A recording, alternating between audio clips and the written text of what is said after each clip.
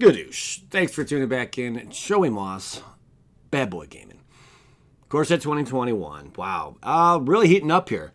A lot of cool cards, a lot of expensive reprints. This might be an actual standard set that is going to have some good value in it. I mean, right now it's hard to say, but we have seen some very pricey cards that will be reprinted in this set. Not to mention, we have this right here. Rewind. Very interesting. This first appeared in Urza Saga, one of my favorite sets from way back in the day. In the earlier days of Magic when I first started playing.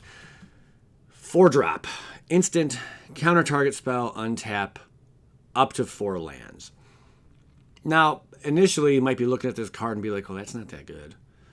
No, that's really good because it is a late game free counterspell.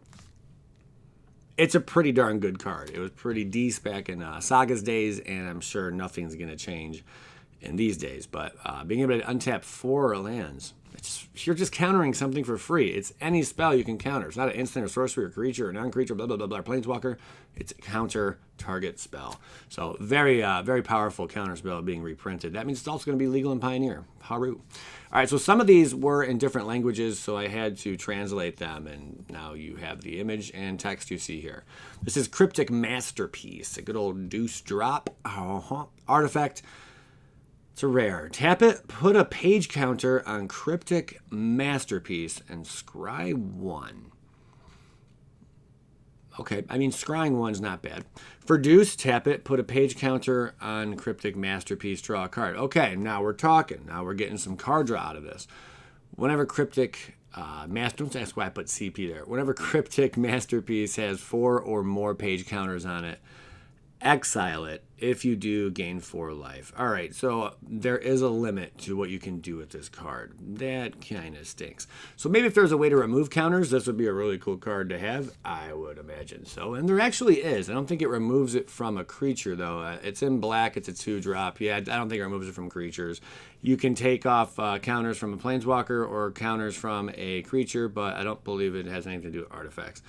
But nonetheless, pretty cool card. That is some advantage, but the fact that you got to throw it away, at one point, is not the greatest, in the world. But definitely some card advantage for sure. And only being a 2-drop, not bad. I'll give it like a C+. We'll see what happens with it. Then we have the reprint, or not reprint, I'm sorry, the extended art, new Liliana Waker of the Dead. We can call it Walker of the Dead. That she is a Walker of the Dead, is she not? I mean, it's silly Lily. But this is the extended art and all of its prettiness I wanted to share with you guys at least. We reviewed this card yesterday. If you haven't seen the other spoilers, we cover a lot, and there's a ton of mythics and rares that we go over in the past, 2-3 days now. So definitely go back and check out the other videos if you haven't seen them yet. Next, we got Miss Reign of Revelation. She's not a miss or a mister. She's a hippie. Draw 3 cards, then discard a card. Pretty simple. Again, this is one of those cards that was in another text I had to translate. But yeah, I think that's good. For 4, draw 3 cards, then discard a card. This would be cool in like a Reanimator build. I mean, it really would. I think that'd be sweet. I like it. It's going to see play. Then we have a Maleficent Scythe. 2's drop. Artifact equipment. This is one I have not even read over. I swear. I just mindlessly type this stuff. Not kidding. When it enters the battlefield with a soul counter. Okay. It enters the battlefield with a soul counter. It's a 2's drop. Equipped creature gets +1/+1 for each soul counter on Maleficent Scythe. Okay. Whenever equipped creature dies, put a soul counter on the Scythe. That can get really annoying. I mean, right? Yeah. That can get really annoying. It's pretty cool. And the equip cost is only 1. I like that it's in black. I mean, I don't know. I don't know what to make of this card. I think it's pretty good. I think it's all right. I mean, remember, you could also sacrifice stuff to go with this, and get that additional counter on it. But yeah, as creatures are dying, I mean, you're sitting there skyphing, why not? Overall, I don't know. It's hard to make sense of what this... It's in black, which is interesting, to say the least. But you're going to have a very large, powerful creature at one point, because the +1/+1s keep coming on as creatures are dying. And there's a battlefield with 1 on it as well. Not bad. I guess a lot of creatures have to die. Maybe in a sacrifice build, and then you swing in for the win at the end. Something like that could take place. Cool card. Here's a new look at the lands. I think they look pretty cool. Kind of reminds me a bit of that Teferi art we saw. You know, at least this bottom portion. You know, really, really cool. I like it. I like that they're doing something different with the lands. And this is coming from someone who's been playing since 1995, 96. And, I would have to say I'm glad the land art is changing, you know, get with the times, and it looks like they're stepping it up and making them different, you know, adding some flavor to them for sure. And look at that new border. I mean, I don't think we saw something like that before. So very interesting. Pack Leader, here's an interesting card. It's a 2-drop creature dog. Other dogs you control get the +1/+1. Dogs? Huh? Yeah, I didn't know we were doing anything with dogs. Well, I have some interesting stuff for you guys. Whenever Pack Leader attacks, prevent all combat damage that would be dealt this turn to dogs you control. It's a 2/2. I think that's really neat. Whenever it attacks, you know, you can prevent some damage. You might be saying to yourself, Joey Moss, we don't have a single dog right now in Standard. Wrong. We actually do have dogs. They are known as hounds. Hounds, here's how it goes. Every hound is a dog. That's a fact. But not every dog. I'm sorry. Every dog is a hound, but not every hound is a dog. I know it's crazy, but that's how it works. So these are considered dogs. Underworld Rage Hound is a dog. This is legal and standard right now. M20 it's going to rotate out, you know. But for Deuce, each creature you control named Pack Mastiff gets +1/+0 until end of turn. Why didn't they just call them dogs in the beginning? I have no idea. But it is considered a dog. If it's not, sue me. We have Mawu Loyal Companion. Unfortunately, quite a few of these are rotating out, guys. You know, Mawu, you could have had your chance to shine. You just got some assistance from your dog, lord. And then what happens? Out you go. You know, like you're just getting we'll see ya. You're gone. That's sad. It really is. Resolute Watchdog, another one. What a bummer, man. Sacrifice with a darker creature control against destruction turn. If this was not the best card in the world, you know. But we definitely could have had some fun in Standard with some of these dogs. Here's a Banehound. That would have been a great one, you know. Lifelink and Haste. Wow. Watch out, man. Them dogs coming at you. And Konoros, Hound of Aetherios. Another really, really sweet card that had a lot of people very interested when it first dropped. But as we've all come to learn and play with this card, it's not the greatest in the world. But considering we might be going into a meta where the graveyards are going to really matter, maybe not. I mean, they have kind of somewhat mattered over the course of the last few years here. But maybe it'll be a big deal, you know, and this will be something you can play, or maybe just keep it on the sideboard. Dog Tribal, I'm not sure if it's going to be a thing, but if it is, you got Rin and Siri over here. That's right, Cat Dog from Nickelodeon or whatever. This is another new card we did cover a couple days ago, but this would be a great addition to a Dog Tribal build. I guess you could even go the Dog Cat build, considering you have a cat that's also in Standard, which I think it pumps, gives all your beasts, if I'm not mistaken, cats, and there's one other. It pumps all of them, gives them +1/+1, and I believe vigilance, if I'm not mistaken. So, and it's also one of those companions. I should have thrown that on the screen. I don't know why I did not. But I would assume we're going to see at least a few other dogs that are going to emerge from this Core 21 set. So do keep that in mind. They're around the corner. The rumors are true. I'm not bald or balding. I know, it's amazing. Here's a fun card. Definitely I want to play with it in Historic, but I'm sure it'll serve other purposes. This is Primal Might. Yeah, it's basically Galta right there in the background. Target creature you control gets +X until end of turn. Then it fights up to one target creature you control. Just imagine throwing this on Galta. Throw it on Galta, man. You know, sometimes you can only cost 2 to throw out there, which is just ridiculous. He's a 12/12 trample dinosaur, for those of you who are familiar with Galta Primal Hunger, but just nasty. This is Primal Might. Yeah, ramp deck, throw this on there, get rid of any kind of stupid pesty creature, because you can fight it, you know, it's already going to be massive. Better have the trample on whatever it is, and then just take your opponent to Pound Town. I like this card a lot. I like the art on it too. Sorry it's not the clearest in the world, but it is what it is. It's my best, guys. I get spoilers and leaks out really early, so. The Shaman looked at the world through Galta's eyes and understood that everything else is prey. What did I say is prey? I couldn't make out the was there. It was his prey. Yeah, absolutely. Galta's nasty. Fun card, Primal Might. Very glad we get to play with it. Jeskai Elder, 2-drop Prowess. That's right. There's the mechanic. Prowess is back. What's Prowess? Whenever you cast a non-creature spell, this creature gets +1/+1 until end of turn. Prowess decks are very competitive. They see competitive play in Modern. They see competitive play in Pioneer. Whenever a Jeskai Elder deals combat damage to a player, you may draw a card. If you do, discard a card. Even sometime in Vintage, you could see some Prowess builds. It's crazy. I understand. But this is pretty neat. Jeskai Elder deals combat damage to a player. You may draw a card, and if you do, discard a card. It is a 2-drop, though. That kind of, there's only so much room for competitive prowess cards. We already kind of have some of the staples for Modern and whatnot, Pioneer. But this one, possibility. The whole drawing and discarding, that it's a possibility this monk might see some play. Time will tell. But in Standard, you better believe, this card will see some play. Then we have Baneslayer Angel. I already covered this one the other day, but just wanted to recap. Yes, it's official. Flying, first strike, lifelink protection from demons and from dragons, 5/5. One of my favorite angels. Glad it is back. So we're going to see some demons and dragons. I can't wait for a bunch of demons, angels, and dragons. Awesome removal here. This is a 2-drop instant. Destroy target creature or planeswalker with converted mana cost, 3 or less.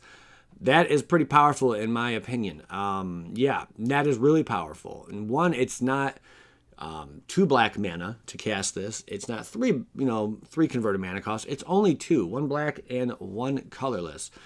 And it's an instant, which makes it all the more better. Destroy target creature, planeswalker, converted mana cost 3 or less, guys. That takes out a lot of very big threats. I'm not sure if you're aware of that. But this could be something you probably should mainboard that. If you're running black, this is a great card to mainboard, I would have to say. Yes. If not mainboard, you will definitely see it a heck ton in sideboard. Next, we have something interesting, Necromancy, which is a 3-drop, very similar to Unmoored Ego. Necromancy says, it's a sorcery, choose a card name other than a basic land card name. There's a difference.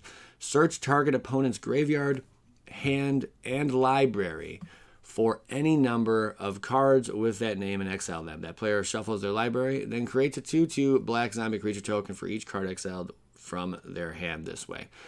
Very similar again to Unmoored Ego if you read that. My only thing with these cards, I think it's cool. I get what they're trying to do. They're trying to make it so it seems like they're printing cards like this so there's less of a ban.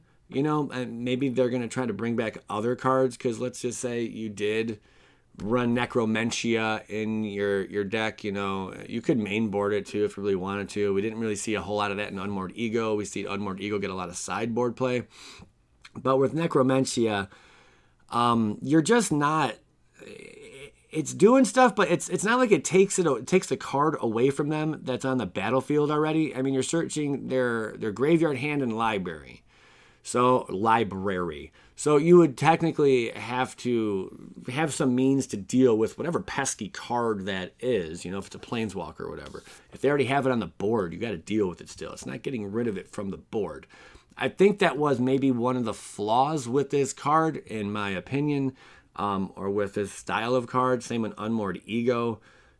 You're searching their graveyard, hand, library, for up to 4 cards with that name, and exile them. That player shuffles their library, then draws a card for each card exiled from their hand this way. That card draw the opponent was getting was pretty decent.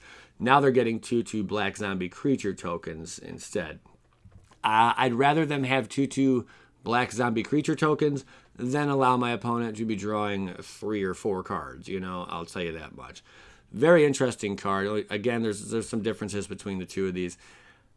What do you think about it? I don't know. I just gave you my thoughts. We'll see what it does. Bad deal. For 6. That's pretty steep. You draw 2 cards, and each opponent discards 2 cards. That's good. You draw 2 cards, and each opponent discards 2 cards. Okay, that's a lot of card advantage, and you're putting your opponent in a hole. Each player loses 2 life. That counts for you as well, pal. So the card draw is great, and then making them discard 2 is great as well. And losing 2 life. Usually whenever you draw cards in black, you're going to punish yourself and lose some life. It's not changing here. You're also making them discard 2 cards. That's pretty good. And only you get to draw 2 cards. I kind of like it, but at 6 mana, God, man, like maybe a 5-drop. This would be really, really cool. You know, 6 I think is just really, really steep. I mean, you might see a 1 of or 2 of in some decks, but probably not. I mean, it's that simple. But cool card. Unless we get some black ramp, which is a possibility. Tidal Whale, 7-drop creature whale. Creatures your opponents control get -1, -0. It's a 7/7, big old dummy almost. For Deuce, discard Tidal Whale. This is kind of cool. Look at the top 2 cards of your library, put one of them into your hand and the other into your graveyard. So I believe from your hand you can pay 2 and discard this. I can't see why not. That's not bad. It's almost like a cycling effect, really. But it's not a cycling effect. But anyway, the fact that you could discard it, and you're not at your 7 mana yet. Maybe you just drew this in your opening hand or whatever. You keep 1 of in your hand, and you're like, all right, well, you could discard it and then just continue from there, and get to what you need and get back to this later. But you do have to get rid of it. It goes into the graveyard. But again, a Dimir, I can't think right now. Bringing stuff back from the graveyard kind of build is probably on the horizon. I know they're already out there. I've built some myself. They're pretty good. Not top tier competitive, but they put up a fight, and this might be able to see some strategy in there. We'll see. Next, I think this is good. I think this is really good. Llanowar Visionary, 3-drop Elf Druid. When it enters a battlefield, draw a card. There's already a card like this. It's like an Elf Visionary or something like that, or Druid Visionary, whatever it's called. And it's a 2-drop, and I believe it's a 1/1 or 1/2. And when it enters the battlefield, you get to draw a card. But that's it. This one has a perk. It's also a mana dork. You tap it and you get to add a green mana to your pool. That's pretty big. And it's on a 2/2 body. This is a pretty slick one, man. If they would have made it a 2-drop, it would be busted in my opinion. It'd be, I think, too good. Being at a 3-drop, I think green player, if you're running green, you're going to want to play this in standard for sure. That's good. You get a body on the field. You can also ramp with this thing, and you get to draw a card. What more do you want in green, That's pretty cool. I think this is a very, I don't know how, I'm not sure how good it's going to be, but I think it's good. Because with ramp, I mean, you have to have 3 in order to, really to get this going. So already you're looking at, well, right now in standard, a turn 2 play. You'd be playing your Llanowar Visionary. Turn 2, that's not bad. And you get the extra card draw. So all things considered, I mean, it's pretty good. I'd have to say. It's a pretty good pauper card, absolutely. But just overall, yeah. I think this is outstanding. It's an outstanding card. Then we have Jester Shaker. It's a 5-drop creature devil. Whenever you sacrifice a permanent Shaker, Shaker Boy deals 1 damage to any target. Yeah, but it's 5 to cast. That's kind of steep. It is a 5/5. We already have stuff in standard right now. I'm not sure how much of it's rotating out, but when you sacrifice a permanent or a creature or something, it will deal damage. This is going to be annoying. It's at 5 though in red, so not sure how much play it's going to see, but it's pretty cool. It's a 5/5 for 5 at least, and it comes with a perk, something. Shipwreck Dozer, 5-drop with the prowess, and then when Shipwreck Dozer enters the battlefield, return target instant or sorcery card from your graveyard to your hand. 3/3. This could be one of those, man, that are really annoying cards that we're not seeing, we're not getting it just yet, but this could be one of those cards. The fact that it returns an instant or sorcery card from your graveyard to your hand makes me hate this card all the more. But it is a powerful card nonetheless. The abilities on it are extremely powerful. The casting cost, a little slow, but again, you'd be in a control shell. Interesting stuff. That is the entirety of it. I don't know what to make of all this. I'm excited. Seeing some Urza Saga cards come back, that kind of threw me, through a loop. I'm like, and some old starter stuff, from around the time I started playing. So this is an exciting time for me, to be honest. And I hope for all of you as well. If you did enjoy this video, take a moment, hit that like button. It helps out a lot, guys. And I appreciate it. If you're not subscribed, by all means, go ahead and do that. All right, I'm Joey Moss, Bad Boy Gaming. Skadoosh.